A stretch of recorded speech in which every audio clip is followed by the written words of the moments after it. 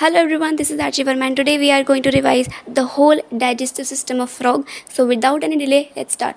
सबसे पहले बता देती हूँ कि जो फ्रॉग होता है उसका जो पूरा एलिमेंट्री कैनाल होता है उसके अंदर बहुत अलग अलग तरीके की ऑर्गन्स होती हैं और एसोसिएटेड ग्लैंड्स होती हैं. अपना जो फ्रॉग होता है वो एक कार्निवोर होता है और कार्निवोर्स के अंदर जो इंटेस्टाइन होती है वो छोटी होती है. सबसे पहले फ्रॉग के अंदर जो खाना इंटेक करने के लिए एक बाइल ऑफ टंग होती है जो कि बाहर निकलती है और फूड को कैप्चर करके वापस अंदर आती है और स्टिकी होती है टंग. उसके बाद ये माउथ के अंदर फूड जाता है और माउथ के बाद फेरिंग्स से होते हुए खाना ईसोफेगस के थ्रू स्टमक में जाता है. स्टमक में उसकी वॉल्स HCl रिलीज़ करती हैं और एंजाइम्स रिलीज़ करती हैं जिसकी वजह से जो स्टमक में पड़ा हुआ खाना है वो डाइजेस्ट होने लगता है.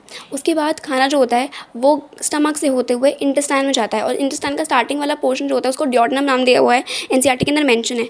ठीक है, अब ड्योडेनम के अंदर लिवर की सिक्रीशंस और पेनक्रियाज की सिक्रीशन यानी कि पेनक्रियाटिक जूसेस और लिवर की सिक्रीशन यानी कि बाइल जूस वो कॉमन बाइल ट्रैक्ट के थ्रू ड्योडेनम रीजन में रिलीज़ होता है. अच्छा, एक और बात बताती हूँ कि जो लिवर होता है, लिवर का जो बाइल होता है वो स्टोरेज के लिए गॉल ब्लैडर के अंदर जाता है. अब यहाँ पे जो बाइल जूस आता है वो इमल्सिफिकेशन का काम करता है, इमल्सिफिकेशन ऑफ फैट. और जो पेनक्रियाटिक जूसेस आते हैं वो कार्बोहाइड्रेट्स का और प्रोटीन्स का डाइजेशन कराने का काम करते हैं ड्योडेनम रीजन के अंदर.